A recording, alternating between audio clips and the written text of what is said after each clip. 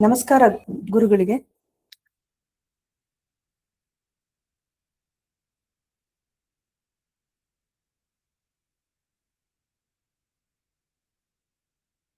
ನಮಸ್ಕಾರ ಗುರುಗಳಿಗೆ.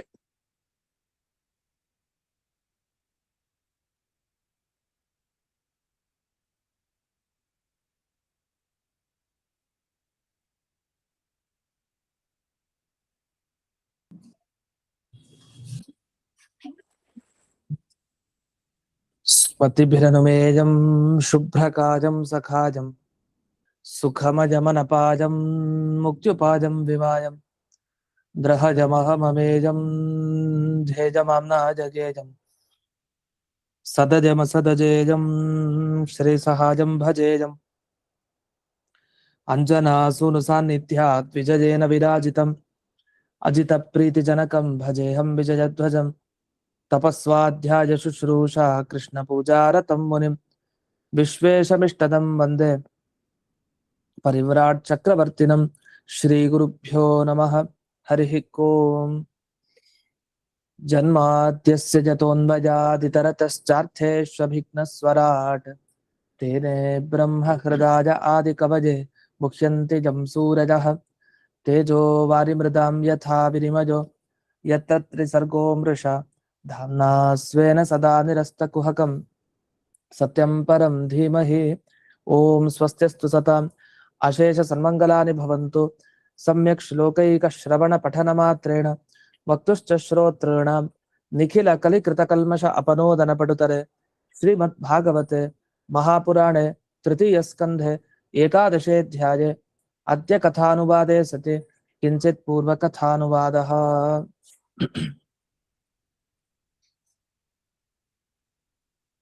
ಇಲ್ಲಿವರೆಗೆ 15 ಈ 16ನೇ ಶ್ಲೋಕದ ವಿವರಣೆ ಆಗ್ತಾ ಇತ್ತು. ಅದರಲ್ಲೇ ಕೊನೆಗೆ ಒಬ್ರು ಪ್ರಶ್ನೆ ಕೇಳಿದ್ರು, ಅದು ಗೊತ್ತಾಗ್ಲಿಲ್ಲ ಏನಂತ. ಆಮೇಲೆ ತಿಳಿಸಿದ್ರು, ಈ ವೈಕಾರಿಕ ದೇವತೆಗಳು ಅಂದ್ರೆ ಈ ಇಂದ್ರ ದೇವರಿಗೆ ವೈಕಾರಿಕ ಅಂತ ಕರೀತಾರೆ, ರುದ್ರದೇವರಿಗೆ ಯಾಕೆ ಕರೀಬಾರ್ದು ಅಂತ ಒಂದು ಪ್ರಶ್ನೆ. ಯಾಕೆ ಕರೀಬಾರ್ದು? ಯಾಕೆಂದ್ರೆ ಇಂದ್ರದೇವರಿಗೆ ಯಾಕೆ ವೈಕಾರಿಕ ಅಂತ ಕರೆಯೋದು? ಅವರು ಮತ್ತೆ ಒಂದೊಂದು ತತ್ವಕ್ಕೆ ಅಭಿಮಾನಿ ದೇವತೆಗಳಾಗ್ತಾರೆ. ಈಗ ಮೊದಲು ಭೂತಕ್ಕೆ ಅಭಿಮಾನಿಯಾಗಿದ್ರು, ಪಂಚಭೂತಗಳಿಗೆ. ಅದರಲ್ಲಿ ಒಂದೊಂದು ಭೂತಕ್ಕೆ ಒಬ್ಬೊಬ್ಬ ಇಂದ್ರದಿಂದ ಹಿಡಿದು ಒಬ್ಬೊಬ್ಬ ದೇವತೆ ಅಭಿಮಾನಿ. ಅವರೇ ಈ ಒಂದೊಂದು ಇಂದ್ರಿಯಕ್ಕೂ ಅಭಿಮಾನಿ ದೇವತೆಗಳಾಗಿರ್ತಾರೆ. ಯಾವಾಗ ಮೊದಲು ಭೂತಾಭಿಮಾನಿಯಾಗಿದ್ದವ್ರು ನಂತರ ಇಂದ್ರಿಯಾಭಿಮಾನಿ ದೇವತೆಗಳಾಗ್ತಾರೆ, ಆಗ ಅವರಲ್ಲಿ ವಿಕಾರ ಆಯಿತು. ವಿಕಾರ ಆದಾಗ ವೈಕಾರಿಕ ಅಂತ ಕರೀತಾರೆ ಅಂತ. ವಿಕಾರ ಅಂದ್ರೆ ಯಾವ ತರ ವಿಕಾರ? ಜ್ಞಾನದಲ್ಲಿ ಹೆಚ್ಚು ಕಡಿಮೆ ಇರುತ್ತೆ. ಅಂದ್ರೆ ಎಷ್ಟು ಜ್ಞಾನ ಇಂದ್ರಿಯಾಭಿಮಾನಿ ದೇವತೆಗಳಾಗಿದ್ದಾಗ, ಆ ಅವಸ್ಥೆಯಲ್ಲಿ ಇದ್ದಾಗ ಇಂದ್ರಾದಿ ದೇವತೆಗಳಿಗಿರುತ್ತೋ, ಅಂಥ ಜ್ಞಾನ ಅವರು ಭೂತಾಭಿಮಾನಿಯಾಗಿದ್ದಾಗ ಇರಲ್ಲ ಅಂತ ಒಂದು ವಿಕಾರ ಇದೆ. ಇದನ್ನ ಮನಸ್ಸಿನಲ್ಲಿ ಇಟ್ಕೊಂಡು ಅವರು ಒಂದು ಪ್ರಶ್ನೆ ಕೇಳಿದ್ರು. ಏನಂತ? ಈಗ ರುದ್ರದೇವರು ಮನೋಭಿಮಾನಿ ಅಂತ ಕರಿತೀವಿ, ಅನೇಕ ಅಭಿಮಾನಿ ದೇವತೆಗಳಾಗಿರ್ತಾರೆ ಅನೇಕ ಇದಕ್ಕೆ. ಇಂದ್ರದೇವರು ಅಷ್ಟೇ ಅಲ್ಲ, ರುದ್ರದೇವರು ಆಗಿರ್ತಾರೆ. ಅಷ್ಟೇ ಯಾಕೆ, ಬ್ರಹ್ಮದೇವರು ಹಾಗೆ ಇರ್ತಾರೆ. ದೇವರು ಸಾಕ್ಷಾತ್ ಲಕ್ಷ್ಮೀ ದೇವಿ, ಎಲ್ರನ್ನೂ ತಗೊಳ್ಳಿ, ಎಲ್ರು ಅನೇಕ ತತ್ವಗಳಿಗೆ ಅಭಿಮಾನಿ ದೇವತೆಗಳು. ದೇವರಂತೂ ಎಲ್ಲದಕ್ಕೂ ಜಾಸ್ತಿ.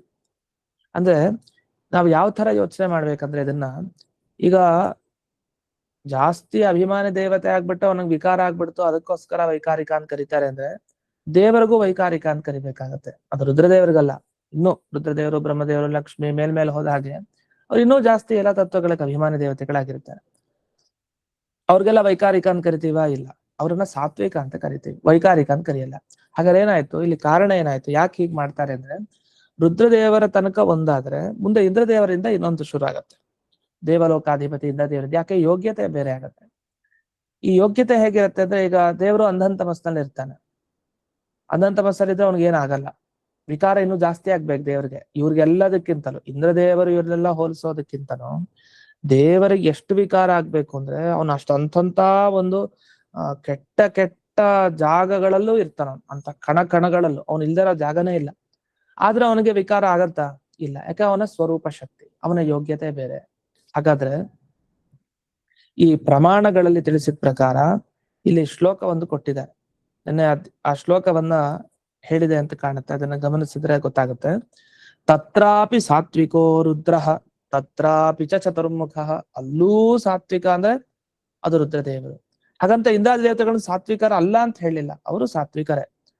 ಆಮೇಲೆ ಹೇಳ್ತಾ ಅವಿಕಾರವು ಬ್ರಹ್ಮ ರುದ್ರವು ದೇಹ ಭೇದಾದಿ ಸಂಭವೆ.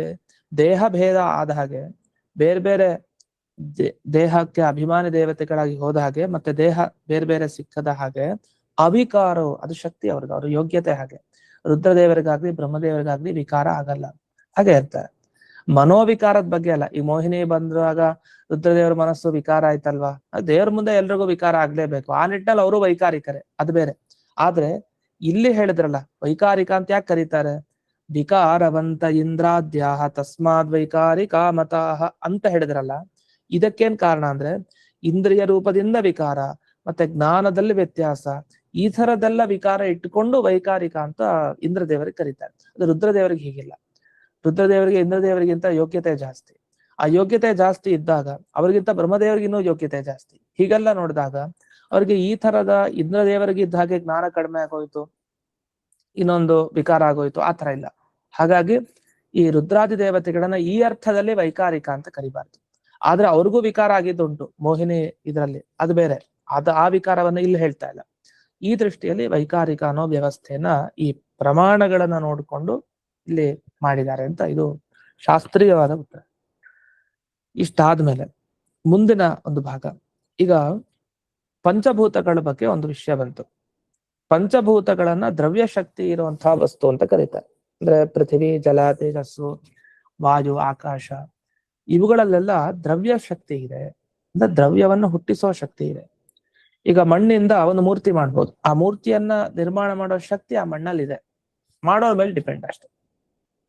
ಹಾಗೆ ಈ ಒಂದೊಂದು ದ್ರವ್ಯಗಳಿಂದ, ಒಂದೊಂದು ಅಂದ್ರೆ ಭೂತಗಳಿಂದ ಒಂದೊಂದು ದ್ರವ್ಯ ಸೃಷ್ಟಿ ಮಾಡ್ಲಿಕ್ಕೆ ಬರುತ್ತೆ. ಉದಾಹರಣೆಗೆ ಸುವರ್ಣ, ಬಂಗಾರ, ಮತ್ತೆ ಬೆಳ್ಳಿ ಇತ್ಯಾದಿಗಳು ಪೃಥ್ವಿಯ ಅಂಶಗಳಿಂದಲೇ ಅದು ನಮಗ್ ಸಿಗೋದು, ಒಂದೊಂದು ನಿರ್ಮಾಣ ಆಗ್ತಾ ಬರುತ್ತೆ. ಅಲ್ಲಿ ಬಂಗಾರವನ್ನ ದ್ರವ್ಯ ಅಂತ ಯಾಕೆ ಕರೀತಾರೆ ಅಂತ ಒಂದು ಪ್ರಶ್ನೆಯನ್ನ ಕೊನೆಗೆ ಅಲ್ಲಿ ನಿಲ್ಲಿಸಿದ್ದೆ. ಅದಕ್ಕೇನು ಉತ್ತರ ಅಂತ ಹೇಳ್ತಾರೆ ವ್ಯಾಖ್ಯಾನದಲ್ಲಿ. ಸುವರ್ಣಾದೀನ ದ್ರವ್ಯ ಶಬ್ದವಾಚ್ಯತ್ವಂತು ವಿವಾದಾದಿ ನಿಮಿತ್ತಕ ಶೀಘ್ರ ಗಮನಾತ್ ಸಾಕಲ್ಯೇನ ಪ್ರಾಪ್ಯತ್ವ ಅಂತ. ದ್ರವ್ಯ ಅಂದ್ರೆ ಏನು ಅಂತ ಹಿಂದಿನ ದಿವಸ ನಾವು ಅರ್ಥ ನೋಡಿದ್ವಿ. ಏನ್ ದ್ರವ್ಯ ಅಂದ್ರೆ ನಮ್ಮ ಸಿದ್ಧಾಂತದಲ್ಲಿ ದ್ರವಣ ಪ್ರಾಪ್ಯತ್ವ. ಒಂದ್ ವಸ್ತು ನೋಡಿದಾಗ ಜನರ ಮನಸ್ಸು ಕರಗೋಗಿ ಓಡೋಗತ್ತಲ್ಲ, ಬೇಕು ಬೇಕು ಅಂತ.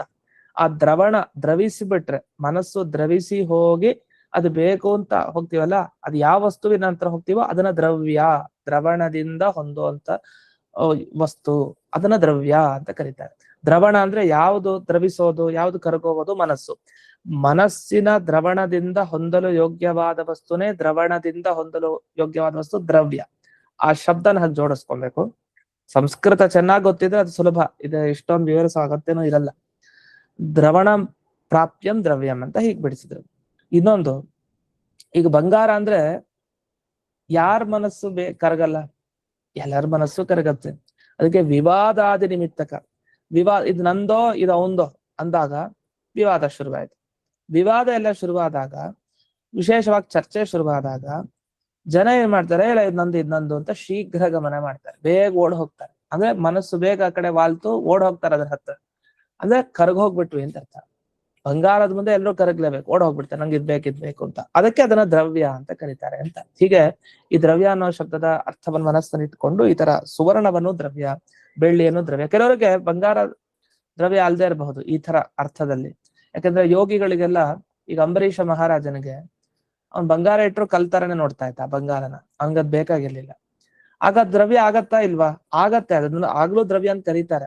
ಇವ್ನ್ ಮನೋ ನಿಗ್ರಹ ಆಗಿದೆ ಅಷ್ಟು ಬಿಟ್ರೆ ವಸ್ತುತಃ ಅದು ದ್ರವ್ಯನೇ. ಬೇರೆಯವ್ರಿಗಂತೂ ದ್ರವ್ಯ, ಮತ್ತೆ ಆ ದ್ರವ್ಯತ್ವ ಯೋಗ್ಯತೆ ಇದೆ ಅದರಲ್ಲಿ, ಮನಸ್ಸನ್ನ ಕರಗಿಸುವಂತಹ ಒಂದು ಶಕ್ತಿ ಅದರಲ್ಲಿದೆ. ಅದನ್ನ ದ್ರವ್ಯ ಅಂತಾನೆ ಕರಿಬೇಕು. ಒಬ್ಬೊಬ್ಬ ವ್ಯಕ್ತಿಗಳಿಗೆ ಅದು ಭೇದ ಆಗತ್ತೆ, ಬೇರೆ ಆಗ್ತಾ ಹೋಗುತ್ತೆ ಅವರ ಸಾಧನೆ ದೃಷ್ಟಿಯಿಂದ ಅಷ್ಟೇ. ಇದೊಂದು ವಿಷಯ. ಇದಾದ್ಮೇಲೆ ಈ ಅಹಂಕಾರ ತತ್ವದ ಬಗ್ಗೆ ಒಂದು ಮಾತು ಬಂತು. ಅದರ ಸೃಷ್ಟಿ ಕ್ರಮ ಹೇಗೆ, ಅಹಂಕಾರ ತತ್ವ ಮಹತ್ತತ್ವದಿಂದ ಸೃಷ್ಟಿಯಾಗಿದ್ದು ಹೇಗೆ ಅಂತೆಲ್ಲ. ಅಯಮತ್ತ ನಿಷ್ಕೃಷ್ಟಾರ್ಥ ಅಂತ ಇಲ್ಲಿ ವ್ಯಾಖ್ಯಾನದಲ್ಲಿ ಒಟ್ಟೇನರ್ಥ ನಾವು ಈ ಶ್ಲೋಕಗಳಿಂದ ತಿಳ್ಕೊಳ್ಬೇಕಾಗಿದೆ ಅನ್ನೋದನ್ನು ಬಿಡಿಸ್ತಾರೆ. ಅದನ್ನ ನೋಡೋಣ. ಯಾಕಂದ್ರೆ ಇದೆಲ್ಲ ವ್ಯಾಖ್ಯಾನ ಅದು ಒಂದೊಂದು ಪದಕ್ಕೆ ಬಿಡಿಸಿರ್ತಾರೆ. ಒಟ್ಟು ಸಾರ ನಿಜವಾದ ಅರ್ಥ ಏನ್ ಬೇಕೋ ಅದನ್ನು ಬರ್ದಿರ್ತಾರೆ, ಒಂದೊಂದು ಪ್ಯಾರಾದಲ್ಲಿ ಬರ್ತಾ ಹೋಗ್ತಾರೆ. ಆ ಪ್ಯಾರಾ ಇದು. ಈಗ ಅಹಂಕಾರ ತತ್ವಕ್ಕೆ ಬಂದ್ರೆ ಅದರಲ್ಲಿ 3 ಭಾಗ ಇರುತ್ತೆ. ಒಂದು ಭಾಗ ಜಾಸ್ತಿ ಸತ್ವಗುಣವನ್ನು ಹೊಂದಿದೆ. ಅಹಂಕಾರ ತತ್ವದಲ್ಲಿ 3 ಭಾಗ, ಅದರಲ್ಲಿ ಒಂದು ಭಾಗದಲ್ಲಿ ಹೆಚ್ಚು ಸತ್ವಗುಣ ಇದೆ. ಅದಕ್ಕೆ ಸಾತ್ವಿಕ ಅಂತ ಕರೀತಾರೆ.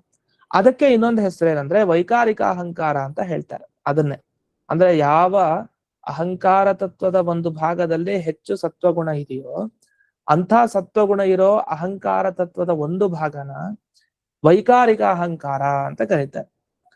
ಈ ಅಹಂಕಾರ ಇದೆಯಲ್ಲ, ಈ ವೈಕಾರಿಕ ಅಹಂಕಾರ ಸಾತ್ವಿಕವಾದ ಭಾಗ ಇದೆಯಲ್ಲ, ಇದೇನಾಗತ್ತೆ ಅಂದ್ರೆ ಅಹಂಕಾರ ತತ್ವದಿಂದ ಹೊರಗಡೆ ಬರುತ್ತೆ. ಹೊರಗಡೆ ಬಂದು ಈ ಜ್ಞಾನೇಂದ್ರಿಯ, ಕರ್ಮೇಂದ್ರಿಯ ಇವುಗಳನ್ನೆಲ್ಲ ಸೃಷ್ಟಿ ಮಾಡುತ್ತದೆ.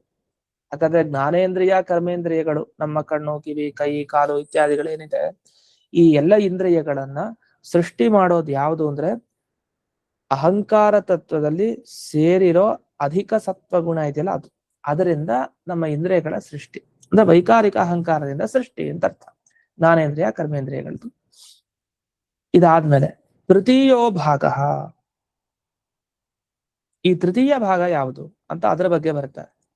ಯಾಕೆಂದ್ರೆ 3ನೇ ಭಾಗದಲ್ಲಿ ಏನಾಗುತ್ತೆ, ಅಲ್ಲಿ ಅಧಿಕ ತಮಸೋಪೇತತ್ವ ಒಂದು ತಾನೇ ಇದೆ. ಈಗ ಅಹಂಕಾರ ತತ್ವ ಅಂತಂದ್ರೆ ಅಲ್ಲಿ ರಜೋಗುಣ, ತಮೋಗುಣ, ಸತ್ವಗುಣ ಎಲ್ಲ ಇರ್ಬೇಕಲ್ಲ 3 ಭಾಗ ಅಂದ್ಮೇಲೆ.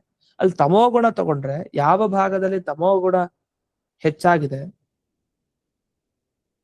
ಅಂಥ ಗುಣವನ್ನ ತಾಮಸ ಅಂತ ಕರೀತಾರೆ. ತಮೋಗುಣ ಹೆಚ್ಚಿದೆ, ಆ ತಮೋಗುಣ ಹೆಚ್ಚಾಗಿರೋದ್ರಿಂದ ಆ ಭಾಗವನ್ನ ತಾಮಸ ಅಂತ ಕರೀತಾರೆ. ಅಂದ್ರೆ ತಾಮಸ ಅಹಂಕಾರ ಅಂತ. ಹಾಗಾದ್ರೆ ಅಹಂಕಾರದಲ್ಲಿ ಒಂದು ವೈಕಾರಿಕ ಅಹಂಕಾರ ಒಂದಾಯ್ತು, ಇನ್ನೊಂದು ತಾಮಸ ಅಹಂಕಾರ ಇದೆ. ಈ ತಾಮಸ ಅಹಂಕಾರ ಏನಾಗುತ್ತೆ, ಅದು ಹೊರಗಡೆ ಬಂದು ಪಂಚಭೂತಗಳನ್ನ ಸೃಷ್ಟಿ ಮಾಡಿ ಕೊಡುತ್ತೆ. ಹಾಗಾದ್ರೆ ಅಹಂಕಾರ ತತ್ವದಿಂದ ಸೃಷ್ಟಿ ಆಗತ್ತೆ ಅಂತ ಹೇಳ್ಬಿಡ್ತಾರೆ. ಎಲ್ಲಿ ದೈವಾನ್ ದೇಹಾನ್ ಮನಃಖಾನಿ ಖಂಚಸ ತ್ರಿವಿಧಾತ್ತತಃ, ತ್ರಿವಿಧಾತ್ತತಃ. ಆಮೇಲೆ ತತಃ ಕೂಟಸ್ಥಮಸರ್ಜತ್ ಬ್ರಹ್ಮಾಂಡಂ ಅಂತೆಲ್ಲ ಮುಂದೆ ಬರ್ತಾ ಹೋಗುತ್ತೆ ಮಣಿಮಂಜರಿ. ಹಾಗಾದ್ರೆ ಮಹತ್ತತ್ವಾದ ಅಹಂಕಾರಂ ಸಸರ್ಜ ಶಿವ ವಿಗ್ರಹಂ ದೈವಾನ್ ದೇಹಾನ್ ಮನಃಖಾನಿ ಕಂಸ ತ್ರಿವಿಧಾತ್ತತಃ. 3ರಿಂದ ಹೀಗಾಗೋಯ್ತು ಅಹಂಕಾರ ತತ್ವದಿಂದ.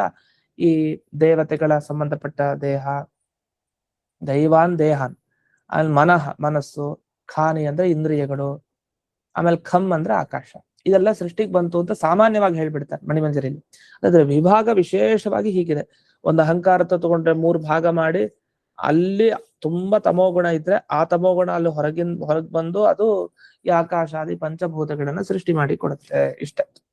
ಇದಾದ್ಮೇಲೆ ಈ ಸುವರ್ಣವನ್ನ ದ್ರವ್ಯ ಅಂತ ಯಾಕೆ ಕರೀತಾರೆ ಅಂತ ಅದರ ಬಗ್ಗೆ ಹೇಳಿದ್ರು. ಅದು ನಮ್ಗೆ ಆಗ್ಲೇ ನೋಡಿದೀವಿ ಅದೇ ವಿಷಯ. ಇನ್ನು ಶಬ್ದ, ರೂಪ, ರಸ, ಗಂಧ, ಸ್ಪರ್ಶ ಇದ್ರ ಬಗ್ಗೆ ಹೇಳ್ತಾರೆ. ಈ ಎಲ್ಲ ಶಬ್ದ, ರೂಪ, ರಸಗಂಧ, ಸ್ಪರ್ಶಗಳು ಏನು ಅಂದ್ರೆ ಇವೆಲ್ಲ ಆಯಾಯ ಪಂಚಭೂತಗಳೇ, ಅದಕ್ಕಿಂತ ಬೇರೆ ಅಲ್ಲ. ಈಗ ನಮ್ಮಲ್ಲಿರೋ ಶಕ್ತಿ ನಾವು ಬೇರೆ ಅಲ್ಲ, ನೀರಿನಲ್ಲಿರುವಂತಹ ಗುಣ ನೀರು ಬೇರೆ ಅಲ್ಲ, ಹಾಲಿನಲ್ಲಿರೋ ಬಿಳಿ ಬಣ್ಣ ಹಾಲು ಅದು ಬೇರೆ ಅಲ್ಲ. ಆ ತರ ಈ ರೀತಿ ಪ್ರತಿಯೊಂದು ಈ ತನ್ಮಾತ್ರಗಳು ಮತ್ತೆ ಆ ದ್ರವ್ಯಗಳು ಎಲ್ಲ ಒಂದೇ. ಇಷ್ಟನ್ನ ಈ ವ್ಯಾಖ್ಯಾನದಲ್ಲಿ ಶ್ಲೋಕದ ಅರ್ಥ ಅಂತ ಬಿಡಿಸಿದ್ದಾರೆ. ಇದಾದ್ಮೇಲೆ ಇನ್ನೊಂದು ಶ್ಲೋಕ ಬಂದಿದೆ, ದ್ರವಣ ಧಾವನ ಅಂದ್ರೆ ವಿಷಯೇಶು ದ್ರವಣಂ ಧಾವನಂ ಅಂತ. ಈ ದ್ರವಣ ಅನ್ನೋದಕ್ಕೆ ಓಡ್ ಹೋಗೋದು ಅಂತ ಅರ್ಥ ಅಂತೆ. ಕರಗೋದು ಅಂತ ಒಂದರ್ಥ, ದ್ರವಿಸೋದು, ದ್ರವ ಆಗ್ಬಿಡೋದು, ಗಟ್ಟಿ ಇದ್ದದ್ದು ದ್ರವ ಆಗೋಗುತ್ತೆ, ತುಪ್ಪ ಗಟ್ಟಿ ಇತ್ತು ದ್ರವ ಆಗುತ್ತೆ, ಇದು ದ್ರವಣ ಅಂತ. ಇನ್ನೊಂದು ಅರ್ಥ, ಈ ಪ್ರತಿಯೊಂದು ಭೂತಗಳಲ್ಲಿ ಅಥವಾ ಯಾವುದೇ ಒಂದು ವಿಷಯ ಅಂದಾಗ ಜನ ಏನ್ ಮಾಡ್ತಾರೆ, ಅದಕ್ಕೆ ಓಡ್ ಹೋಗ್ತಾರೆ. ಅದನ್ನ ದ್ರವಣ ಅಂದ್ರೆ ಓಡ್ ಹೋಗೋದು ಅಂತ ಅರ್ಥ. ಯಾವುದರ ಬಳಿ ನಾವು ಓಡ್ ಹೋಗ್ತಾ ಇರ್ತೀವೋ ಅದನ್ನ ದ್ರವ್ಯ ಅಂತ ಹೇಳ್ತಾರೆ ಅಂತ, ಈ ತರ ಅರ್ಥ. ಅದರಿಂದ ಒಟ್ಟೇನರ್ಥ ಅಂದ್ರೆ ದ್ರವ್ಯ ಅಂದ್ರೆ ದ್ರವ್ಯಂತು ದ್ರವಣ ಪ್ರಾಪ್ಯಂ ದ್ವಯೋರ್ ವಿವದಮಾನಯೋ ಪೂರ್ವಂ ವೇಗಾಭಿ ಸಂಬಂಧಾತ್ ಆಕಾಶಸ್ತು ಪ್ರದೇಶತಃ. ಮೊದಲು ಆ ವೇಗದಿಂದ ಓಡ್ ಹೋಗಿ ಬೇಕು ಅಂತ ಹೋಗ್ತೀವಲ್ಲ ಅದು ದ್ರವ್ಯ ಅಂತ. ಇಷ್ಟು ಅದೇ ಅರ್ಥದಲ್ಲಿ ಈ ವಿವರಣೆಯನ್ನ ಮಾಡ್ಕೊಂಡ್ರು. ಈ ತರ ಪ್ರತಿಯೊಂದು ಸಾತ್ವಿಕ, ರಾಜಸ, ತಾಮಸ ಇದ್ರ ಬಗ್ಗೆ ಎಲ್ಲ ವಿವರಣೆ ಬಂತು. ಇದಾದ್ಮೇಲೆ ನೋಡಿ ಇನ್ನೊಂದು ವಿಷಯಕ್ಕೆ ಬರ್ತಾ, ಏನು ಅಲ್ಲ ಆಗ್ಲೇ ಒಂದು ಪ್ರಶ್ನೆ ಬಂತಲ್ಲ ಹಿಂದೆ, ಮೊದಲನೇ ಪಾಠದ ಮೊದಲಿಗೆ ಒಂದು ಉತ್ತರ ಕೊಟ್ಟಿಲ್ಲ ಪ್ರಶ್ನೆಗೆ, ಅದೇ ವಿವರಣೆಯನ್ನು ಮತ್ತೆ ಟಿಪ್ಪಣಿಯಲ್ಲಿ ತಗೊಳ್ತಾರೆ. ಏನಂತ, ಈಗ ಬ್ರಹ್ಮದೇವರು, ರುದ್ರದೇವರು, ಗರುಡದೇವರು ಇವರನ್ನ ಬಿಟ್ಟು ನೀವು ಕೇವಲ ಇಂದ್ರಿಯಾಭಿಮಾನಿ ದೇವತೆಗಳು ಯಾರಿದ್ದಾರೆ, ಇಂದ್ರಾದಿ ದೇವತೆಗಳು, ಅವರಿಗೆ ಮಾತ್ರ ವೈಕಾರಿಕ ಅನ್ನೋ ಶಬ್ದದಿಂದ ಕರಿಬೇಕು ಅಂತ ಹೇಳ್ತಾ ಇದ್ದೀರಿ, ಯಾಕೆ ಅಂತ ಪ್ರಶ್ನೆ. ಹಾಗಾದ್ರೆ ಬ್ರಹ್ಮರುದ್ರ ಗರುಡ ದೇವರನ್ನ ಬಿಟ್ರಿ, ಕೇವಲ ಇಂದ್ರಾದಿ ದೇವತೆಗಳನ್ನು ತಗೊಂಡ್ರಿ, ಆ ಇಂದ್ರಾದಿ ದೇವತೆಗಳು ಮಾತ್ರ ವೈಕಾರಿಕ ಅಂತ ಕರಿತೀರಿ, ಇಂದ್ರಿಯಾಭಿಮಾನಿ ಅಂತ ಯಾಕೆ ಕರಿತಾ ಇದೀರಿ ಹಾಗೆ, ಇದಕ್ಕೇನ್ ಕಾರಣ ಅಂತ ಅಂದ್ರೆ ಅದಕ್ಕೆ ಉತ್ತರ ಕೊಡ್ತಾರೆ, ಅವಿಕಾರವು. ಅದು ಬ್ರಹ್ಮದೇವರು ರುದ್ರದೇವರು ಅಷ್ಟೇ ತಗೊಂಡಿದಾರಂತೆ, ಆ ಶ್ಲೋಕದಲ್ಲಿ ಇನ್ನೂ ಸೇರಿಸ್ಬೇಕಂತೆ, ಗರುಡ ದೇವರನ್ನೂ ಸೇರಿಸ್ಬೇಕಂತೆ. ಯಾಕೆ ಈ ಬ್ರಹ್ಮದೇವರು ರುದ್ರದೇವರು ದೇಹ ಭೇದಾದಿ ಸಂಭವೇ, ಅಂದ್ರೆ ಅನೇಕ ದೇಹಗಳನ್ನ ಪಡೆದ್ರು ವಿಕಾರ ಇಲ್ಲದೆ ಹಾಗೇ ಇರ್ತಾರಂತೆ, ಅದಕ್ಕೆ ಅವ್ರನ್ನ ಯಾವಾಗಲೂ ವೈಕಾರಿಕ ಅಂತ ಕರೆಯಲ್ಲ. ಅವರ ಸಾಮರ್ಥ್ಯ ಹಾಗೆ, ಅವರ ಯೋಗ್ಯತೆ ಹಾಗೆ. ಆದಿಪದಾತ್ ಅಭಿಮಾನಿ ರೂಪೇಣಾಪಿ ಸಂಭವೆ. ಇನ್ನೊಂದು ಪ್ರಶ್ನೆ ಬಂತು, ಅಲ್ಲ ರುದ್ರದೇವರು ಮನೋಭಿಮಾನಿ ದೇವತೆಗಳು ತಾನೆ, ಅದಕ್ಕೆ ಅವ್ರಿಗೂ ವಿಕಾರ ಆಗ್ಬೇಕಲ್ವಾ ಅಂದ್ರೆ ಅದಕ್ಕೂ ಉತ್ತರ ಇಲ್ಲಿ ಕೊಟ್ಟಿದ್ದಾರೆ. ಇಲ್ಲ, ಅದು ಅಭಿಮಾನಿ ರೂಪದಿಂದಲೂ ಅವರಿಗೆ ಇದ್ರೂ ವಿಕಾರ ಆಗಲ್ವಂತೆ, ಅಂತ ಸಾಮರ್ಥ್ಯ ರುದ್ರದೇವರಿಗೆ. ಅದಕ್ಕೆ ಅವರು ಆ ತಾರತಮ್ಯ ಕಕ್ಷೆಯಲ್ಲಿ ಮೇಲಕ್ಕಿರೋರು. ಅವ್ರಿಗೂ ಇಂದ್ರದೇವ್ರ ತರ ವಿಕಾರ ಆಗ್ಬಿಟ್ಟಿದ್ರೆ ಅವ್ರು ಕೆಳಗ್ ಬಂದ್ಬಿಡ್ತಾರೆ, ಇಂದ್ರದೇವ್ರ ಸಮಾನ ಆಗ್ಬಿಡ್ತಾರೆ. ಅದಲ್ಲ ಅಂತ ಹೇಳ್ತಾರೆ. ಅದಕ್ಕೆ ಅವರ ಸಾಮರ್ಥ್ಯ, ಅವರ ಯೋಗ್ಯತೆನೇ ಅದಕ್ಕೆ ಕಾರಣ, ಇನ್ ಮಿಕ್ಕಿದ್ದೇನಲ್ಲ. ಇನ್ನು ವೈಕಾರಿಕ, ಅದನ್ನ ವೈಕಾರಿಕ ಅನ್ನೋ ಶಬ್ದ ಅವರಲ್ಲಿ ಬಳಸಲ್ಲ, ಈ ಇಂದ್ರಾದಿ ದೇವತೆಗಳು ಬಳಸ್ತಾರೆ. ಅಲ್ಲ ಹಾಗಾದ್ರೆ ಇನ್ನೊಂದು ಪ್ರಶ್ನೆ ಏನ್ ಮಾಡ್ತಾರೆ, ಈಗ ವೈಕಾರಿಕ ಅಂತ ನೀವೇ ಹೆಸರು ಕೊಟ್ಟಿದ್ದೀರಿ ಯಾರಿಗೆ, ಇಂದ್ರಾದಿ ದೇವತೆಗಳಿಗೆ. ಯಾಕೆ, ಅವ್ರು ಒಂದ್ಸಲಿ ಭೂತಾಭಿಮಾನಿ ದೇವತೆಗಳಾಗಿರ್ತಾರೆ, ಇನ್ನೊಮ್ಮೆ ಇಂದ್ರಿಯಾಭಿಮಾನಿ ದೇವತೆಗಳಾಗ್ತಾರೆ, ತುಂಬಾ ವಿಕಾರ ಆಗ್ಬಿಡುತ್ತೆ. ಯಾಕಂದ್ರೆ ಜಾಸ್ತಿ ಪದಾರ್ಥಗಳನ್ನ ನೋಡ್ಕೊಳ್ಬೇಕು ಅಂದ್ರೆ ವಿಕಾರ ಸಹಜವಾಗಿ ಆಗ್ಲೇಬೇಕು. ಸುಮ್ನೆ ಹಾಗೆ ಒಂದೇ ತರ ಇರ್ತೀವಿ ಅಂತ ಆಗಲ್ಲ, ಜಾಸ್ತಿ ಜವಾಬ್ದಾರಿ ಬಿದ್ದ ಹಾಗೆ ಮನಸ್ಸು ಒಂದೇ ತರ ಇರುತ್ತ. ಒಂದ್ಸಲಿ, 2 ಸಲಿ, 3 ಸಲಿ 3 ಮನೆಗೆ ಹೋಗ್ಬೇಕು ಅಂದ್ರೆ ಅಲ್ಲೇ ವಿಕಾರ ಶುರು, 10 ಮನೆಗೆ ಹೋಗ್ಬೇಕು ಅಂದ್ರೆ ಇನ್ನೂ ವಿಕಾರ ಶುರು ಆಗ್ಬಿಡುತ್ತೆ. ಅವ್ ಅಷ್ಟೊಂದ್ ಕಡೆ ಹೋಗ್ಬೇಕು ಅಂತ ಒಂದೇ ತರ ಇರಲ್ಲ ಮನಸ್ಸು. ಹಾಗೆ ಇವ್ರು ಅಷ್ಟೊಂದ್ ದೇಹ ಪಡ್ಕೊಂಡು ಅಷ್ಟೊಂದು ಕಾರ್ಯ ಮಾಡ್ಬೇಕು, ಎಲ್ಲರಿಗೂ ಪ್ರೇರಣೆ ಮಾಡ್ಬೇಕು ಅಂದ್ರೆ ವಿಕಾರ ಆಗದೆ ಇರತ್ತ. ಹಾಗಾದ್ರೆ ವೈಕಾರಿಕ ಅಂತ ಕರೀತೀರಿ ಇಂದ್ರಾದಿ ದೇವತೆಗಳನ್ನ. ನಮ್ಮ ಪ್ರಶ್ನೆ, ಹಾಗಾದ್ರೆ ತೈಜಸ ಅನ್ನೋ ಹೆಸರು ಇದೆಯಾ ಇಲ್ವಾ ಈ ದೇವತೆಗಳಿಗೆ, ಯಾರಿಗೆ, ಇಂದ್ರಾದಿ ದೇವತೆಗಳಿಗೆ? ಇದ್ರೆ ನೀವು ಅದನ್ನ ಕರಿಬೇಡಿ. ಯಾಕಂದ್ರೆ ಈಗ ವೈಕಾರಿಕ ಅಂತ ಕರಿತೀರಾ, ತೈಜಸ ಅಂತ ಕರಿತೀರಾ ಇಂದ್ರಾದಿ ದೇವತೆಗಳನ್ನ ಅಂತ ಈಗ ಪ್ರಶ್ನೆ. ಅದಕ್ಕೆ ಇವ್ರು ಉತ್ತರ ಕೊಡ್ತಾರೆ ನೋಡಿ, ವೈಕಾರಿಕ ಅನ್ನೋ ಹೆಸರಿರುವಂತಹ ಇವರಿಗೆ ತೈಜಸ ಅನ್ನೋ ಹೆಸರು ಇರುತ್ತೆ. ಅದ್ ಹೇಗೆ ತೈಜಸ ಅಂತ ಹೆಸರಿಡ್ತೀರಿ ಅಂದ್ರೆ, ಅದು ಇವ್ರಿಗೆ ಈ ಹಿಂದೆ ಅಭಿಮಾನಿ ದೇವತೆಗಳಾಗಿ ಹುಟ್ಟಿದಾಗ ಇಂದ್ರಾದಿ ದೇವತೆಗಳಿಗೆ ಯಾವ ಜ್ಞಾನ ಇತ್ತು ಆ ಜ್ಞಾನಕ್ಕಂತೂ ಲೋಪ ಬರಲ್ವಂತೆ. ಯಾವಾಗ ಈ ಇಂದ್ರಿಯಾಭಿಮಾನಿ ದೇವತೆಗಳಾದಾಗ ಜ್ಞಾನಕ್ ಲೋಪ ಬರಲ್ಲ. ಆ ಜ್ಞಾನಕ್ ಲೋಪ ಬರದೇ ಇರೋದ್ರಿಂದ, ವಿಶೇಷವಾಗಿ ಇಲ್ಲದೆ ಇರೋದ್ರಿಂದ ಅವ್ರಿಗೆ ತೈಜಸ ಅಂತ ಕರೀತಾರೆ. ಅಂದ್ರೆ ಗುಣಗಳನ್ನ ಹಾಗೆ ಅಭಿವೃದ್ಧಿ ಮಾಡ್ಕೊಂಡು ಹೋಗ್ತಾ ಇರ್ತಾರೆ ಅಂತ ಈ ಪ್ರಶ್ನೆಗೆ ಇದು ಉತ್ತರ ಕೊಡ್ತಾರೆ. ಹಾಗಾಗಿ ಏನಾಯ್ತು, ತೈಜಸ ಅಂತ ಯಾಕೆ ಕರಿತೀವಿ ಅಂತಂದ್ರೆ, ಕೇವಲ ಈ ಕೆಲವುದ್ರಲ್ಲಿ ಲೋಪ ಆಗಿದ್ರು ಜ್ಞಾನ ಆನಂದಾದಿಗಳಲ್ಲಿ ಲೋಪ ಇರಲ್ಲ ಹಾಗೆ. ಅಲ್ಲ ಮತ್ತೆ ತಾಮಸ ಅಂತ ಕರೆಯೋದು ಯಾಕೆ ಅಂತ ಅದೊಂದು ಪ್ರಶ್ನೆ ಬರಕ್ ಬಂದೆ. ಯಾಕಂದ್ರೆ ನೀವು ಇಲ್ಲಿ ಇವಾಗ ಭೂತಾಭಿಮಾನ ದೇವತೆ ಆದಾಗ ಇಂದ್ರಾದಿ ದೇವತೆಗಳಲ್ಲಿ ಜ್ಞಾನ ಹೇಗಿರುತ್ತೋ ಅದೇ ತರ ಇಂದ್ರಿಯಾಭಿಮಾನಿ ದೇವತೆಗಳಾಗಿದ್ರೆ ಜ್ಞಾನ ಹಾಗೆ ಇರತ್ತೆ ಅಂತಂದ್ರೆ, ಅದ್ರ ವ್ಯತ್ಯಾಸ ಹೇಳ್ತಾರೆ, ಮುಂದಕ್ಕೆ ಬರುತ್ತೆ ಅದು. ಅಂತೂ ಇಲ್ಲಿಗೆ ತೈಜಸ ಅಂತ ಯಾಕೆ ಕರೀತಾರೆ, ವೈಕಾರಿಕ ಅಂತ ಯಾಕೆ ಇಂದ್ರಾದಿ ದೇವತೆಗಳಿಗೆ ಕರೀತಾರೆ ಅದು ಗೊತ್ತಾಯ್ತು. ಇಷ್ಟ ಆದ್ಮೇಲೆ ಈಗೊಂದು ಒಳ್ಳೆ ಪ್ರಶ್ನೆ ಮಾಡ್ಕೊಳ್ತಾರೆ.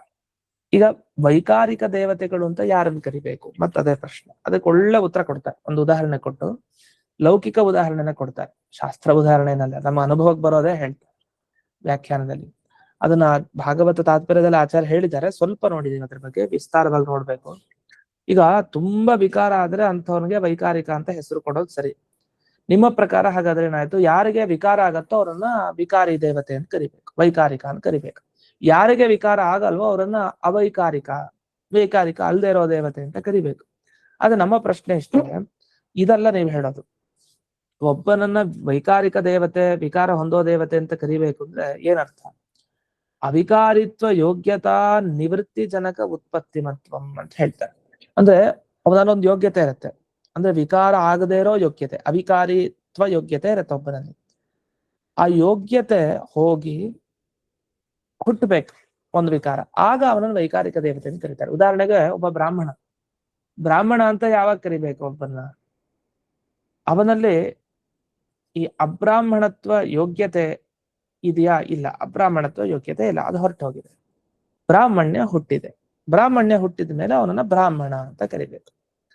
ಈ ಬ್ರಾಹ್ಮಣತ್ವ ಸಹಜವಾಗಿ ಮೊದಲಿಂದಲೇ ಇತ್ತು ಅಂದ್ರೆ ಅವ್ನು ಬ್ರಾಹ್ಮಣನೇ, ಬ್ರಾಹ್ಮಣತ್ವ ಯೋಗ್ಯತೆ ಇದ್ದಾನೆ. ಯಾವ ಯೋಗ್ಯತೆ ಯಾರಲ್ಲಿ ಇರುತ್ತೋ ಅವರನ್ನ ಆ ಶಬ್ದದಲ್ಲೇ ಕರಿಬೇಕು. ಈ ಬ್ರಾಹ್ಮಣನ ಶೂದ್ರ ಅಂತ ಕರೀತಾರೆ. ಯಾವಾಗ ಕರೀತಾರೆ? ಅವನು ಬ್ರಾಹ್ಮಣ ಅಂತ ಕರೆಯೋ ಯೋಗ್ಯತೆ ಇದೆ ಅವನಿಗೆ, ಆದ್ರೆ ಅವನು ತನ್ನ ಎಲ್ಲ ಕರ್ಮಗಳನ್ನ ಬಿಟ್ಟು ಬಿಡ್ತಾನೆ. ತನ್ನ ಸದ್ಧರ್ಮಗಳೆಲ್ಲ ಬಿಟ್ಟ, ಸಂಧ್ಯಾವಂದನೆ ಅದು ಇದು ಎಲ್ಲ ಬಿಟ್ಬಿಟ್ಟ, ಬ್ರಾಹ್ಮಣ್ಯ ಹೊರಟೋಯ್ತು. ಬ್ರಾಹ್ಮಣ್ಯ ಯೋಗ್ಯತೆ ಇದ್ರೂ ಅದನ್ನ ಕಳ್ಕೊಂಡು ಈಗ ಶೂದ್ರ ಅಂತ ಅನಿಸ್ಕೊಳ್ತಾರ. ಯಾಕೆ? ತನ್ನ ಎಲ್ಲ ಕರ್ಮಗಳನ್ನ ಬಿಟ್ಬಿಟ್ಟ. ಅದ್ರಿಂದ ಈ ರೀತಿ ಇಲ್ಲಿ ಅವಿಕಾರಿತ್ವ ಯೋಗ್ಯತೆ ಇತ್ತು, ಅವರಲ್ಲಿ ವಿಕಾರ ಹುಟ್ಟುತ್ತಾ ಅದು ಹೋಗಿ ವೈಕಾರಿಕ ಅಂತ ಕರೀರಿ. ಇದು ರುದ್ರಾದಿ ದೇವತೆಗಳು ಹಾಗಲ್ಲ. ಅವರಲ್ಲಿ ಅವಿಕಾರಿತ್ವ ಯೋಗ್ಯತೆ ಇದೆ, ಅದು ಹಾಗೇ ಇರುತ್ತೆ, ಅದು ಚೇಂಜ್ ಆಗಲ್ಲ. ಅವಿಕಾರಿತ್ವ ಯೋಗ್ಯತೆ ಹಾಗೇ ಇದೆ, ಹಾಗೆ ಉಳಿಸ್ಕೊಂತಾರ ಅವ್ರು. ಆದ್ರೆ ಇಂದ್ರಾದಿ ದೇವತೆಗಳು ಹಾಗಲ್ಲ. ಅವರಲ್ಲಿ ಏನಾಗೋಯ್ತು? ಅವಿಕಾರಿತ್ವ ಯೋಗ್ಯತೆ ಮುಂಚೆ ಇತ್ತಾ? ಇಲ್ಲ, ಅವಾಲೇ ವಿಕಾರ ಬಂದ್ಬಿಡ್ತು. ಯಾಕೆಂದ್ರೆ ಅವರು ಒಂದೊಂದು ದೇಹ ತಗೊಂಡ ಹಾಗೆ ಅವ್ರಿಗೆ ವಿಕಾರ ಇದೆ ಅವರ ಸಾಮರ್ಥ್ಯಕ್ಕೆ. ಅದರಿಂದ ವೈಕಾರಿಕ ಅಂತ ಆಗ್ಲೇ ಹೆಸರು ಬಂತು. ಆಗೊಂದು ಉದಾಹರಣೆ ಕೊಡ್ತಾರೆ ಇಲ್ಲಿ. ಈಗ ಒಬ್ಬ ಬ್ರಾಹ್ಮಣ ಕುಲದಲ್ಲಿ ಹುಟ್ಟಿದ, ಮೂರ್ಖ ಅಂತ ಒಬ್ಬನ ಕರೀತಾರೆ. ಯಾಕೆ ಮೂರ್ಖ ಅಂತ ಕರಿತೀರಿ? ಬ್ರಾಹ್ಮಣ ಕುಲದಲ್ಲಿ ಹುಟ್ಟಿದ ಅಂದ್ರೆ ಒಂದು ವಿದ್ವಾಂಸ, ಒಳ್ಳೆ ಬುದ್ಧಿವಂತ ಆಗಿರ್ಬೇಕಲ್ವಾ? ನೋಡಿ, ಎಲ್ಲಾ ಮನುಷ್ಯರು ಬುದ್ಧಿವಂತರಲ್ಲ, ಅದ್ ನಮಗ್ ಗೊತ್ತು. ಬ್ರಾಹ್ಮಣ ಕುಲದಲ್ಲಿ ಹುಟ್ಟಿದ್ದು ದಡ್ಡ ಅಂದ್ರೆ ಅದು ದೊಡ್ಡ ಆಶ್ಚರ್ಯ. ಹಾಗಿರಲ್ಲ ಅಂತ. ಬ್ರಾಹ್ಮಣನಾಗಿದ್ಮೇಲೆ ಅವ್ನು ಬುದ್ಧಿವಂತ ಆಗಿರ್ತಾನೆ. ಯಾಕೆ ಹೀಗೆ ಹೇಳ್ತಾ ಇದ್ರಿ? ಅಲ್ಲೇ ಮೂರ್ಖ ಅನ್ನೋ ಶಬ್ದ ಬಳಸ್ಬೇಕಂತೆ. ಶೂದ್ರ ಕುಲದಲ್ಲಿ ಮೂರ್ಖ ಅಂತ ಶಬ್ದ ಬಳಸಬಾರ್ದಂತೆ. ಯಾಕೆ ಬಳಸಬಾರ್ದು ಅಲ್ಲಿ? ಇಲ್ಲಿ ಯಾಕೆ ಬಳಸಬಹುದು ಅನ್ನೋದಕ್ಕೆ ಒಂದು ಕಾರಣ ಕೊಡ್ತಾರೆ. ಆಶ್ಚರ್ಯ ನಮ್ಗೆ. ಶೂದ್ರ ಕುಲದಲ್ಲಿ ಬೇರೆ ವೈಶ್ಯ ಇತ್ಯಾದಿ, ಕ್ಷತ್ರಿಯ ವೈಶ್ಯ ಶೂದ್ರ ಎಲ್ಲ ಇದೆಯಲ್ಲ, ಅಲ್ಲಿ ಶೂದ್ರ ವಿಶೇಷವಾಗಿ ತಗೊಳ್ತಾರೆ. ಮೊದಲನೇದು ಕೊನೆ ತಗೊಂಡ್ಬಿಡ್ತಾರೆ ವರ್ಣದಲ್ಲಿ. ಶೂದ್ರ ಕುಲದಲ್ಲಿ ಯೋಗ್ಯತೆ ಇದೆಯಾ ಇಲ್ವಾ ಅಂತ ಒಂದು ಪ್ರಶ್ನೆ. ಯೋಗ್ಯತೆ ಅಂದ್ರೆ ಯಾವುದ್ರ ಬಗ್ಗೆ ಯೋಗ್ಯತೆ ಹೇಳ್ತಾ ಇದಾರೆ? ವೇದಾಧ್ಯಯನ ಮಾಡೋ ಯೋಗ್ಯತೆ ಇದೆಯಾ ಇಲ್ವಾ ಅಂತ ಒಂದು ಪ್ರಶ್ನೆ. ಶಾಸ್ತ್ರ ಏನ್ ಹೇಳುತ್ತೆ? ಸ್ತ್ರೀ ಶೂದ್ರ ಬ್ರಹ್ಮಬಂಧೂನಾಂ ತ್ರಯೀನ ಶ್ರುತಿ ಗೋಚರ ಇತಿ ಭಾರತ ಮಾಖ್ಯಾನಂ ಕೃಪಯಾ ಮುನಿನಾ ಕೃತಂ. ಸ್ಪಷ್ಟವಾಗಿ ಹೇಳಿದೆ, ಸ್ತ್ರೀ ಶೂದ್ರ ಬ್ರಹ್ಮಬಂಧು ಈ 3 ಜನಕ್ಕೆ ವೇದದಲ್ಲಿ ಅಧಿಕಾರ ಇಲ್ಲ ಅಂತ ಹೇಳಿ. ಆದ್ರಿಂದಲೇ ಮಹಾಭಾರತ ಬರೆದಿದ್ ವೇದವ್ಯಾಸರು. ಯಾರಿಗೋಸ್ಕರ? ಸ್ತ್ರೀಯರಿಗೋಸ್ಕರ ಮಹಾಭಾರತ ಬರೆದ್ರು, ಶೂದ್ರರಿಗೋಸ್ಕರ ಮಹಾಭಾರತ ಬರೆದಿದ್ದಾರೆ, ಮತ್ತೆ ಬ್ರಹ್ಮಬಂಧುಗಳಿಗೋಸ್ಕರ ಮಹಾಭಾರತ ಬರೆದಿದ್ದಾರೆ. ನೀವು ಮಹಾಭಾರತ ಅಧ್ಯಯನ ಮಾಡಿ. ಯಾಕೆಂದ್ರೆ ನೀವು ಇದನ್ನ ನಿಜವಾಗಿ ಅಧ್ಯಯನ ಮಾಡ್ಬೇಕು ಅಂದ್ರೆ ನಿಮ್ಮ ಯೋಗ್ಯತೆ ಬೇರೆ ಇರ್ಬೇಕು. ಅದಿಲ್ಲ, ಸ್ತ್ರೀ ಶೂದ್ರ ಬ್ರಹ್ಮಬಂಧು ಅಂತ ನಿಷೇಧ ಮಾಡ್ಬಿಟ್ರು. ಈ ನಿಷೇಧ ಮಾಡಿದ್ರೆ ಹಿನ್ನೆಲೆ ಬೇರೆ ಇದೆ. ಸ್ತ್ರೀ ಅಂದ್ರೆ ಉತ್ತಮ ಸ್ತ್ರೀ ಆದ್ರೆ ಅವ್ರಿಗೆ ವೇದಾಧ್ಯಯನ ಅಧಿಕಾರ ಇದೆ, ಉತ್ತಮ ಸ್ತ್ರೀಯರಾದ್ರೆ. ಅದರಿಂದ ಉತ್ತಮ ಸ್ತ್ರೀತ್ವ ನಿರ್ಧಾರ ಆಗೋದು ಕಷ್ಟ. ಉತ್ತಮ ಸ್ತ್ರೀಯರು ಅಂದ್ರೆ ಶಚ್ಯಾದ್ಯಾಹ ಅಂತ ಬರೀತಾರೆ. ಅಂದ್ರೆ ಶಚೀದೇವಿ ಮುಂತಾದವರು ಉತ್ತಮ ಸ್ತ್ರೀಯರು ಅಂತ ಬರೆದು ಬಿಡ್ತಾರೆ. ಅಲ್ಲಿ ಮುಂತಾದವರು ಅಂದ್ರೆ ಇವರು ಆಗ್ಬೋದು, ಋಷಿ ಮುನಿಯರ ಪತ್ನಿಯರು ಆಗ್ಬೋದು, ಅದ್ ಬೇರೆ ವಿಷಯ. ಮನುಷ್ಯೋತ್ತಮ ಸ್ತ್ರೀಯರು ಆಗೋದು ತುಂಬಾ ಕಷ್ಟ. ಅದೇ ನಮ್ಮ ಯೋಗ್ಯತೆ ಮೇಲೆ ಅದು ನಿರ್ಧಾರಿತ ಆಗಿರುತ್ತೆ. ಅಂತೂ ಇರ್ಲಿ, ಒಟ್ಟೇನಾಯ್ತಲ್ಲಿ ಸ್ತ್ರೀ ಶೂದ್ರ ಬ್ರಹ್ಮಬಂಧೂನಾಂ, ಸ್ತ್ರೀಯರಿಗೆ ವೇದಾಧಿಕಾರ ಇಲ್ಲ. ಅದಕ್ಕೆ ಮಹಾಭಾರತ ಬರೆದು ಕೊಟ್ರು, 5ನೇ ವೇದ ಮಹಾಭಾರತ. ಸರಿ, ಇನ್ನು ಶೂದ್ರರಿಗಿಲ್ಲ. ಬ್ರಹ್ಮಬಂಧು ಬಂತು. ಬ್ರಹ್ಮಬಂಧು ಅಂದ್ರೇನು? ಅವನು ಬ್ರಾಹ್ಮಣ ಕುಲದಲ್ಲಿ ಹುಟ್ಟಿರ್ತಾನೆ, ಹೆಸರಿಗೆ ಬ್ರಾಹ್ಮಣ ಅಷ್ಟೇ, ಬ್ರಾಹ್ಮಣ್ಯ ಹೊರಟೋಗ್ಬಿಡಿದೆ. ಸಂಧ್ಯಾವಂದನೆ ಎಲ್ಲ ಇದು ಅವನು ಉಪನಯನ ಸಂಸ್ಕಾರ ಮಾಡ್ಕೊಂಡದಾಗ್ಲಿಂದ ಸಂಧ್ಯಾವಂದನೆ ಅವತ್ ಮಾತ್ರ ಮಾಡಿದ್ದಷ್ಟೇ. ಆಮೇಲೆ ಇನ್ನು ಇಲ್ವೇ ಇಲ್ಲ, 70 ವರ್ಷ ಕಳೆದ್ಬಿಟ್ಟು ಹಾಗೆ ಮುಗೀತು. ಬ್ರಾಹ್ಮಣ್ಯ ಎಲ್ಲಿರುತ್ತೆ? ಅವ್ನು ಬ್ರಹ್ಮಬಂಧು ಅಂತ ಕರೀತಾರೆ. ಹೆಸರಿಗೆ ಮಾತ್ರ ಬ್ರಾಹ್ಮಣ, ಆಚರಣೆ ಎಲ್ಲ ಬಿಟ್ಟು ಇರೋನು ಅಂತ ಅರ್ಥ. ಅಂತವನಿಗೆ ವೇದಾಧ್ಯಯನ ಮಾಡ್ಲಿಕ್ಕೆ ಅಧಿಕಾರ ಇಲ್ಲ ಅಂತ ಹೇಳ್ಬಿಡಿದ್ದಾರೆ ಶಾಸ್ತ್ರದಲ್ಲಿ. ನೀಚಾತಿ ನೀಚಾಗಿರ್ತಾನೆ ಅಂತ ಅರ್ಥ. ಸುಮ್ಮನೆ ಹೆಸರಿಗೆ ಬ್ರಾಹ್ಮಣ ಕುಲದಲ್ಲಿ ಇರ್ತಾನೆ ಅಂತ. ಇಂಥವರೆಲ್ಲ ಮಹಾಭಾರತ ಅಧ್ಯಯನ ಮಾಡ್ಕೊಂಡಿರ್ಬೇಕಷ್ಟೆ. ಇದೇನೋ ಅವ್ರಿಗೆ ಬೇರೆ ದಾರಿ ಇಲ್ಲ ಅಂತ ಎಂದು ಬಂತು ಮಾತು. ಈಗ ಇಲ್ಲಿ ವಿಚಾರ ಬಂದಿದ್ದೇನೆಂದ್ರೆ, ಈಗ ವಿದ್ಯೆಯ ಯೋಗ್ಯತೆ ಇರುತ್ತೆ ಒಬ್ಬನಿಗೆ, ಅವನನ್ನ ನೀವು ಮೂರ್ಖ ಅಂತ ಕರಿತೀರಾ? ಕರಿತೀವಿ. ಯಾಕೆಂದ್ರೆ ವಿದ್ಯೆಯ ಯೋಗ್ಯತೆಯನ್ನ ಕಳ್ಕೊಂಡ್ರೆ ಆ ವ್ಯಕ್ತಿ, ಅವಿದ್ಯೆಯನ್ನ ಸಂಪಾದನೆ ಮಾಡ್ಕೊಂಡ್ರೆ ಅವನನ್ನ ಮೂರ್ಖ ಅಂತ ಕರೀತಾರೆ. ಈಗ ಒಬ್ಬ ಬ್ರಾಹ್ಮಣ ಕುಲದಲ್ಲೂ ಹುಟ್ಟಿದ್ದಾನೆ, ಅವನು ಶಾಸ್ತ್ರ ವಿದ್ಯೆಯನ್ನ ಅಭ್ಯಾಸ ಮಾಡ್ಬೇಕು, ಅವನಲ್ಲಿ ಯೋಗ್ಯತೆ ಉಂಟು ಬ್ರಾಹ್ಮಣನಾಗಿರೋದ್ರಿಂದ. ಆದ್ರೆ ಆ ಯೋಗ್ಯತೆನ ಕಳ್ಕೊಂಡ್ಬಿಟ್ಟ. ಅವನು ಕಳ್ಕೊಂಡ್ಮೇಲೆ ಏನಾಯ್ತು?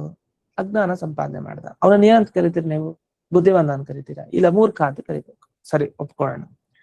ಅಂದ್ರೆ ಇದು ಯಾವ್ದಕ್ಕೆ ಉದಾಹರಣೆ ಅಂದ್ರೆ, ಅವಿಕಾರಿತ್ವ ಇದೆ, ವಿಕಾರ ಆಗದೆ ಇರೋ ಯೋಗ್ಯತೆ ರುದ್ರಾದಿ ದೇವತೆಗಳಲ್ಲಿ ಅದು ಎಂದಿಗೂ ಹೋಗಲ್ಲ ಅವರಲ್ಲಿ. ಅದು ಇಂದ್ರಾದಿ ದೇವತೆಗಳಲ್ಲಿ ಹಾಗಲ್ಲ, ಅದು ಹೋಗ್ಬಿಟ್ಟಿದೆ.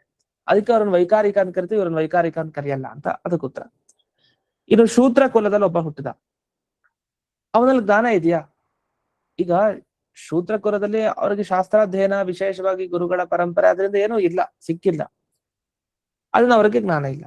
ಬ್ರಾಹ್ಮಣ ಕುಲದಲ್ಲಿ ಹುಟ್ಟಿದವನು ಅದೇ ತರ ಆಚರಣೆ ಮಾಡಿದ, ಅವನಿಗೂ ಜ್ಞಾನ ಇಲ್ಲ, ಅವನಿಗೂ ಇವನ್ಗೂ ಏನ್ ವ್ಯತ್ಯಾಸ? ಅವನನ್ನ ಮೂರ್ಖಾನ್ ಕರಿಬೇಕು, ಶೂದ್ರ ಕುಲದಲ್ಲೂ ಮೂರ್ಖಾನ್ ಕರಿಬೇಕಲ್ವಾ? ಅಂದ್ರೆ ಇಲ್ಲ ಅಂತಾರೆ. ಯಾಕೆಂದ್ರೆ ಯೋಗ್ಯತೆ ಇದ್ದ ಕಡೆ ಯೋಗ್ಯತೆ ಹೋಗಿ ಅದು ಬಂದಿದ್ರೆ ಅದನ್ನ ಕರೀರಿ ಶಬ್ದ. ವಿದ್ಯೆಯ ಯೋಗ್ಯತೆ ಇದೆಯಾ ಸ್ತ್ರೀಯರಲ್ಲಿ, ಬ್ರಹ್ಮಬಂಧುಗಳಲ್ಲಿ, ಶೂದ್ರರಲ್ಲಿ? ವೇದಾಧ್ಯಯನ ಯೋಗ್ಯತೆ ಇದೆಯಾ? ಇಲ್ಲ. ಯೋಗ್ಯತೆ ಇಲ್ದ ಮೇಲೆ ಅದನ್ನ ನೀವು ಕಿತ್ತಾಕಿ ಹೊಸದಾಗ ಅಜ್ಞಾನ ಬಂದಿದೆ ಅಂತ ಯಾಕೆ ಹೇಳ್ತೀವಿ? ಅಂತ ಕಡೆ ಮೂರ್ಖ ಅನ್ನೋ ಶಬ್ದ ಪ್ರಯೋಗ ಬಡಿಸೋ ಹಾಗಿಲ್ಲ ಅಂತ ಹೇಳ್ತಾರೆ. ಇದನ್ನ ಇಲ್ಲಿ ವಿವರಣೆ ಮಾಡಿ, ಶೂದ್ರಲ್ಲಿ ಮೂರ್ಖ ಶಬ್ದ ಪ್ರವೃತ್ತಿ ಮಾಡೋ ಹಾಗಿಲ್ಲ, ಬ್ರಾಹ್ಮಣರಲ್ಲಿ ಮೂರ್ಖ ಶಬ್ದ ಪ್ರವೃತ್ತಿ ಮಾಡ್ಬೇಕು ಅಂತ ಇಷ್ಟು ವಿಷಯ ಬಂತು. ಇನ್ನೂ ಇದ್ರ ಬಗ್ಗೆ ಸ್ವಲ್ಪ ವಿವರಣೆ ಇದೆ. ಈ ಮುಂದಿನ ವಿಷಯನೆಲ್ಲ ಕೇಳಿದಾಗ ಒಂದು ಗೊತ್ತಾಗತ್ತೆ ಏನು ಇದರ ಅಭಿಪ್ರಾಯ ಅಂತ. ಅದನ್ನ ನಾಳೆ ದಿವಸ ನೋಡೋಣ ಅಂತ ಹೇಳ್ತಾ ಇಂದಿನ ಪಾಠವನ್ನ ಸ್ಮತ್ ಗುರುವಂತರ್ಗತ ವ್ಯಾಸರಾಜ ಗುರುವಂತರ್ಗತ ಭಾರತೀಯ ರಮಣ ಮುಖ್ಯ ಪ್ರಾಣಾಂತರ್ಗತ ಶ್ರೀಮನ್ಮೂಲ ಗೋಪಾಲಕೃಷ್ಣನಿಗೆ ಅರ್ಪಣೆಯನ್ನು ಮಾಡ್ತಾರೆ. ಶ್ರೀಕೃಷ್ಣ ಅರ್ಪಣ ಮಸ್ತು. ನಮಸ್ಕಾರ ಗುರುಗಳೇ, ನಮಸ್ಕಾರ ಗುರುಗಳಿಗೆ ಧನ್ಯವಾದಗಳು.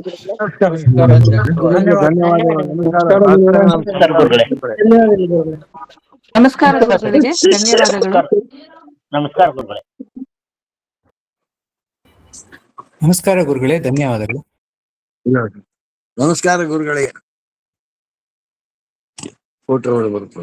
ನಮಸ್ಕಾರ ಗುರುಗಳಿಗೆ. ನಾಡ್ದ ಹೆಂಗೆ ಕರಿತೀವಿ